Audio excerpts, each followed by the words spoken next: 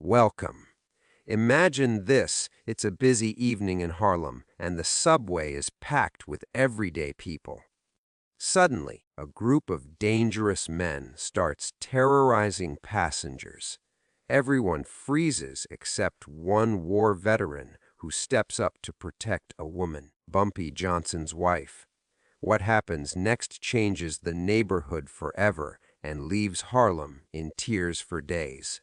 Before we dive in, tell me where you're watching from and hit that subscribe button, because this story comes from deep research into true events, and it took countless hours to uncover every shocking detail. Earlier that evening, Harlem was calm. It was just after 6:30 p.m. Working people were heading home. Church members were finishing Bible study. Students were riding the subway with books in their laps. The city felt normal, but a few stops away, trouble was already on the train.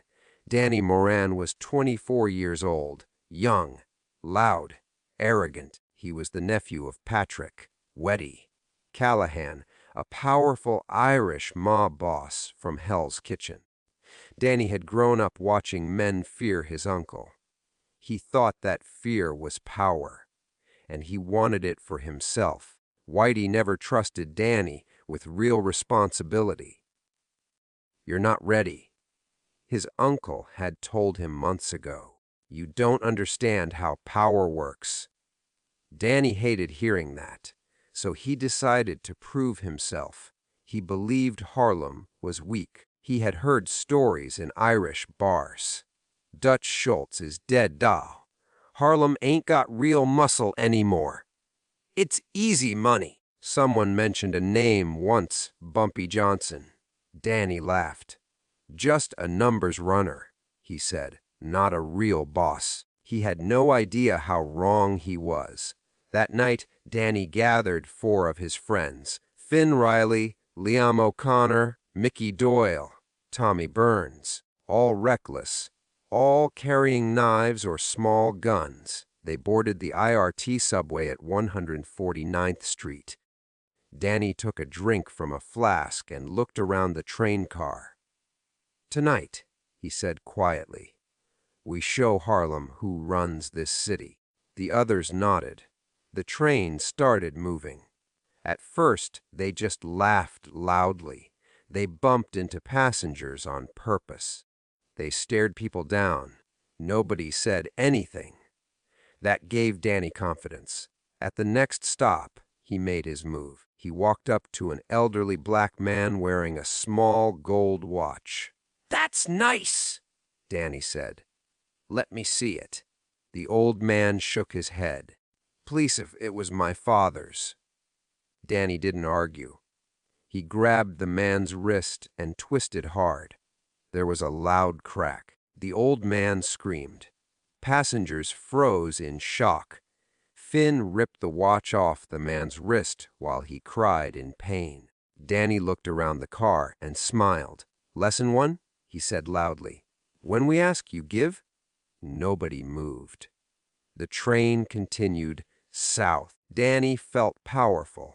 He grabbed a young woman's purse, tore her coat.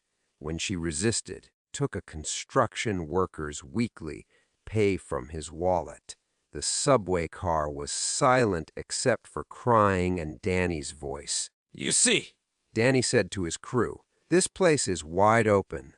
At 145th Street, more passengers got off. But someone new stepped on, a woman in a church dress. She carried herself with quiet dignity. She sat down calmly, opened her Bible, started reading Psalms. Her name was May Johnson. Danny noticed her almost immediately. She looked different, not scared, not begging, just calm. That bothered him. He walked toward her slowly. "Well, look at this," he said. "A church lady." She didn't look up. "I asked you something," he said louder. Finally, she raised her eyes. "I'm going home," she said softly. "To my husband." Danny smirked. "Oh yeah, And who's your husband? She closed her Bible carefully. My husband has both money and power, she said. And he's meeting me at 125th Street. Danny laughed loudly so his crew could hear. And what's this powerful man's name? She looked him directly in the eyes. Bumpy Johnson. For just a second, Danny hesitated. But pride is stronger than fear in foolish men. He laughed again. Bumpy Johnson ain't here, he said. Then he grabbed her arm, and that's when everything began to change. When Danny grabbed May Johnson's arm, the entire subway car went silent. Some passengers looked down at the floor. Some closed their eyes. They had already seen an old man's wrist broken. They had already seen money stolen. They knew how this usually ended. You don't interfere. You don't get involved. You survive. Danny pulled May to her feet roughly. Her Bible fell to the floor. Pages bent. Her purse spilled open. Lipstick, keys, a small revolver. For a moment, nobody moved. May saw the gun and quickly grabbed it. She pointed it at Danny's chest. Her hands were shaking. Her voice was steady. Let me go! The entire car froze. Danny stared at the gun. Then he smiled. You won't shoot. May pulled the trigger. Click. Nothing. Her heart dropped. She had forgotten to load it that morning. Danny's smile disappeared. It turned into something cruel. He slapped the gun away. It slid across the subway floor. Then he grabbed her hair and pulled her head back hard. She gasped in pain, and that's when someone stood up. Samuel Price. He had been sitting quietly near the middle of the car. 22 years old, broad shoulders, calloused hands from construction work, a World War II veteran. He had fought in France, seen bombs fall, heard men scream in foreign languages, watched friends die beside him. He came home believing things would change, believing that fighting fascism overseas meant fighting injustice everywhere. He had learned that wasn't true. But he still believed in one thing. If something is wrong, you stand up. His legs felt heavy as he rose. His heart was pounding. He knew the men had knives. He knew they had guns. He also knew no one else was moving. Let her go, Sam said. His voice shook, but he didn't sit back down. Danny slowly turned. You talking to me? Yes, Sam said. The subway car felt smaller, walked toward him. You, a hero? Danny asked. Sam swallowed. I'm just asking you to leave her alone. Danny stepped closer, nose almost touching Sam's face. And if I don't? Sam clenched his fists. Then you deal with me. For a split second, Danny studied him, saw the discipline in his posture, the steadiness in his eyes. You ever been cut before? Danny asked, lifting his knife. I fought in France, he said. Took shrapnel. Watched men die. Danny smirked. This ain't France. No, Sam replied quietly. But bullies look the same everywhere. Somewhere in the tunnel, the train began slowing. Next stop, 135th Street. Danny's pride wouldn't let him back down. Without warning, he lunged forward. The knife went straight into Sam's stomach. A sharp, wet sound. Sam gasped. Danny twisted the blade, then pulled it out. For a second, Sam just stood there, confused. He looked down at his shirt, red spreading fast. His hands trembled. I was just, he whispered. His legs gave out. He hit the subway floor hard. Passengers screamed. May dropped to her knees beside him, pressing her hands against the wound. Stay with me, she cried. Blood slipped through her fingers.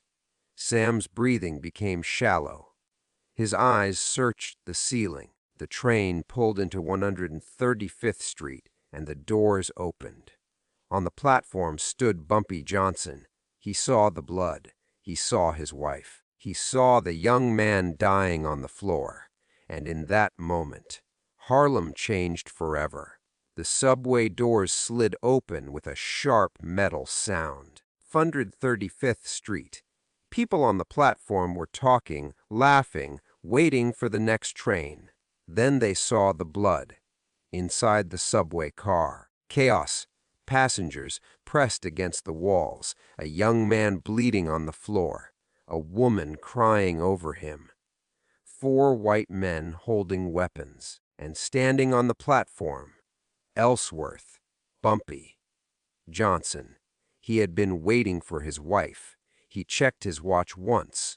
She was never late. It's when he noticed something wrong. People inside the car weren't moving. They were frozen. Then he saw red on the floor. Bumpy stepped forward. He didn't rush. He didn't shout. He simply walked into the subway car. The air changed. Even Danny felt it. Some men have loud power. Some men have quiet power. Bumpy had the second kind. He looked first at May. Her church dress was torn. Her hands were covered in blood. But she was alive. Their eyes met. She didn't scream. She didn't panic. She just whispered, "Bumpy." Then he looked down. Samuel Price lay on the floor, struggling to breathe. Bumpy knelt beside him. The entire subway car was silent. Even Danny didn't speak. Bumpy placed one hand gently under Sam's head. "Son," he said softly. "Can you hear me?" Sam blinked slowly. His lips moved, but no sound came out at first. Bumpy leaned closer. "You did something brave," Bumpy told him. "You stood up." Sam swallowed, fighting for breath. "I just couldn't watch," he whispered. Bumpy nodded once. "That's what real men do." Sam's eyes shifted slightly toward May. Okay?"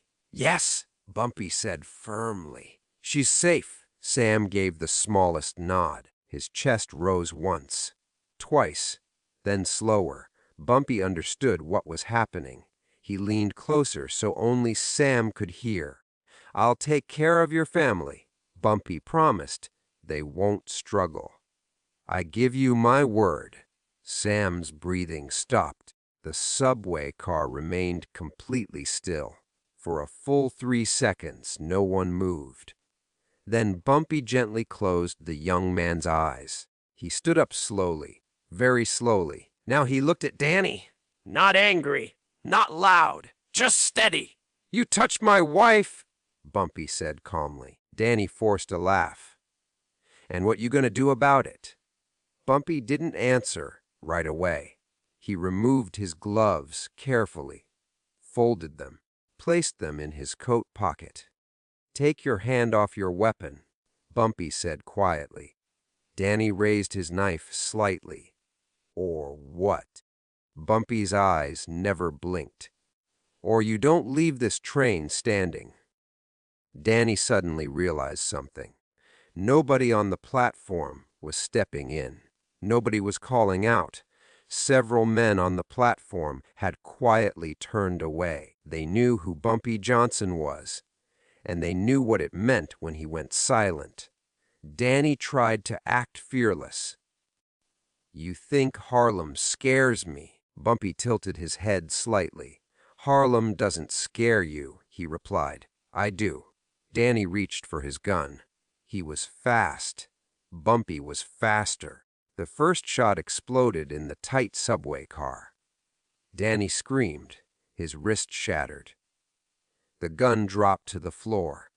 Before Finn could react, second shot. A knee collapsed. Chaos erupted. Passengers ducked and ran off the train. But Bumpy did not spray bullets wildly. Every movement was controlled. Every shot was precise. Tommy tried to charge. Bumpy stepped aside calmly and fired into his thigh. He fell screaming. Within seconds, all 4 men were on the ground. Alive, but broken, Bumpy walked toward Danny, who was crying now. You wanted Harlem. Bumpy asked quietly. Danny clutched his bleeding arm. Please? Bumpy crouched down so they were eye level. You came here to prove something, Bumpy said. Now you proved it. Danny shook violently. Please don't kill me. Bumpy stared at him for a long moment. Then he stood. No, he said calmly. Death is quick. This lesson will last longer. He turned away, walked back to May. He removed his jacket and gently placed it over her shoulders. Can you stand? He asked softly. She nodded. He helped her off the train. Behind them, 4 men screamed in pain. On the floor of that subway car lay a war veteran who had stood up when no one else did. Everyone on that platform understood something very clearly. Harlem had a protector, and his name was Bumpy Johnson. 3 days later, Harlem was quiet. Not normal quiet, heavy quiet, the kind of silence that sits in your chest. Word had spread fast. A young war veteran had died protecting a woman on the subway. He didn't know her. He didn't hesitate. He just stood up, and now he was gone. Abyssinian Baptist Church, Saturday morning. The church was full before the doors even opened. Men in work boots, women in Sunday hats, children holding their mothers' hands. More than 2,000 people came. Some had known Samuel Price. Most had not, but they all felt like they had lost someone. Outside, the line stretched down the block. People stood quietly. No shouting, no music, just respect. Inside the church, Sam's coffin rested at the front. An American flag was folded neatly across it. A small photo of him in his army uniform stood beside it. He looked proud in the picture. Young, alive. Too young for a coffin. His mother. In the front row sat his mother, Eleanor Price. Her hands rested in her lap. Still, she had already cried all the tears her body could produce. Beside her sat Sam's younger sister, Leela, only 16. She held her mother's hand tightly. Every time the church doors opened and more people entered, Eleanor looked confused. She didn't understand why so many strangers were there. Then someone leaned down and whispered, "He saved Mrs. Johnson." Her eyes widened slightly. She understood. The service, the pastor stepped to the pulpit. Samuel Price fought in France, he said. He wore this country's uniform.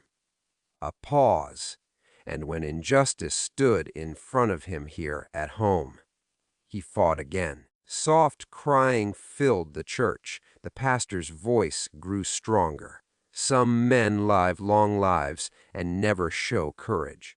This young man showed it in one moment. A choir began to sing softly. "Precious Lord, take my hand." People wiped tears, even strong men who never cried.